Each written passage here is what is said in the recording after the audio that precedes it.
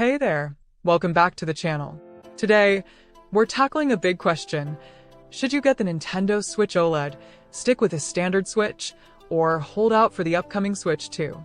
With so many leaks and rumors about Nintendo's next console, we got all the latest details. We're breaking down display differences, performance, battery life, and of course, what's coming with the Switch 2. If you already own a Switch or are thinking of getting one, stick around, because by the end of this video, you'll know exactly which one is right for you. Like what you're seeing? Tap that like button, subscribe, and be part of our awesome community. Your support helps us keep creating great content. And before we dive in, if you love all things Nintendo, hit that like button and subscribe so you don't miss any future updates. The original Nintendo Switch, launched in 2017, is a hybrid console that lets you play at home or on the go, and that's what made it such a huge hit. It comes with a 6.2-inch LCD screen, and in 2021, Nintendo introduced the Switch OLED.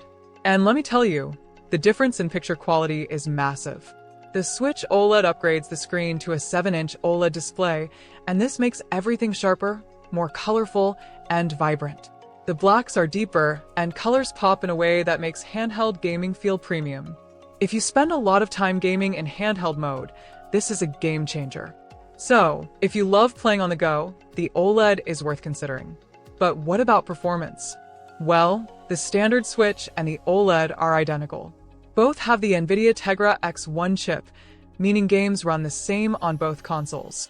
No FPS boosts, no extra power, but sound quality on the OLED is noticeably better.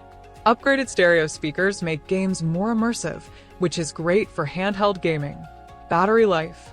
It's about the same on both models, 4.5 to 9 hours, depending on the game. But the OLED model feels a little more efficient even with the bigger screen. So if you're looking for more power, the Switch OLED won't give you that. The real upgrade is the screen, speakers, and slightly better battery life. Now, before you rush to buy any Switch, let's talk about a huge issue Nintendo still hasn't fully fixed: Joy-Con drift. If you haven't experienced it yet, Joy-Con drift happens when the controller starts moving on its own even when you're not touching it. Super frustrating, especially in games that need precise movement, like Super Smash Bros. Or Mario Kart. Sadly, both the Switch and Switch OLED suffer from this problem, and Nintendo hasn't officially addressed it in hardware updates. If you get Joy-Con drift, you may need to send them in for repairs or buy new ones. But the biggest question right now? Will the Switch 2 finally fix Joy-Con drift once and for all? If you're thinking of skipping the OLED and waiting for the Switch 2, you're not alone. The rumors and leaks surrounding the Switch 2 are getting more exciting by the day. Here's what we know so far. The screen is rumored to be 7.9 inches, even bigger than the OLED. It's expected to have a custom NVIDIA processor for faster performance and better graphics. It may come with 8 GB of RAM and 64 GB of storage, making it more powerful than ever. It might even support 4K resolution when docked. That could make games look next-gen. And here's the big one: new Joy-Cons. Some leaks suggest they'll attach magnetically instead of sliding on rails. If true, this could finally fix Joy-Con drift. And the best part? The Switch 2 is expected to be backward compatible, so your existing Switch games should work on it. Plus, there's talk of a new Mario Kart game launching with the Switch 2. That alone is exciting.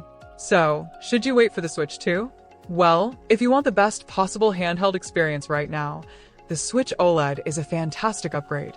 The screen is amazing, the sound is better, and it feels premium. But if you want next level of performance and are okay with waiting, the Switch 2 is shaping up to be a major upgrade. With 4K graphics, more power, and possible Joy-Con improvements, it could be a huge step forward. At the end of the day, it comes down to this. If you want to Switch now, go for the OLED. If you want the most powerful Nintendo experience, hold out for the Switch 2. So, let's wrap it up.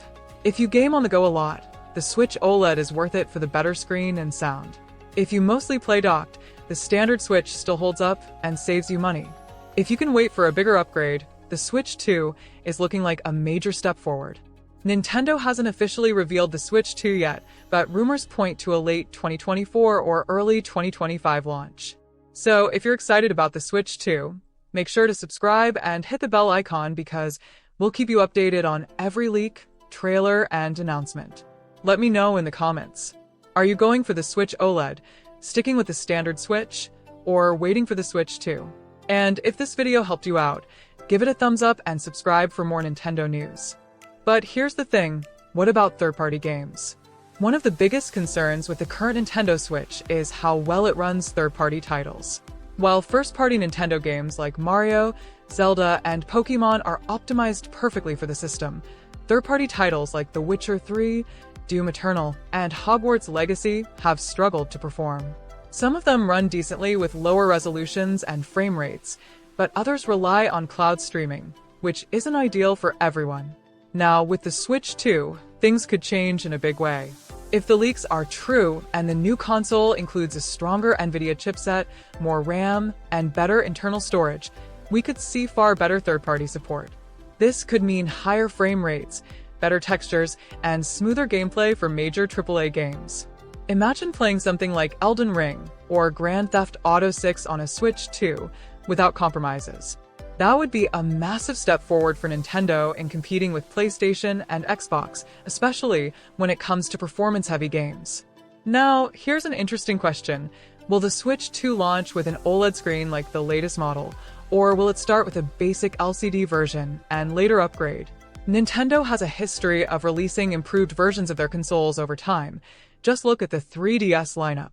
It wouldn't be surprising if the first version of the Switch 2 has an LCD screen and an OLED version arrives a year or two later. If that happens, some players might wait even longer to get the OLED model. The standard Switch OLED was such a big upgrade visually, so Nintendo may try to use the same strategy again to keep selling new hardware over time. Either way, if you care a lot about screen quality, that's something to keep in mind. Alright, let's talk about price. The Nintendo Switch OLED currently costs $349, while the standard Switch is around $299. But how much will the Switch 2 cost? Leaks suggest the Switch 2 could land anywhere between $399 and $499, depending on how powerful the hardware is.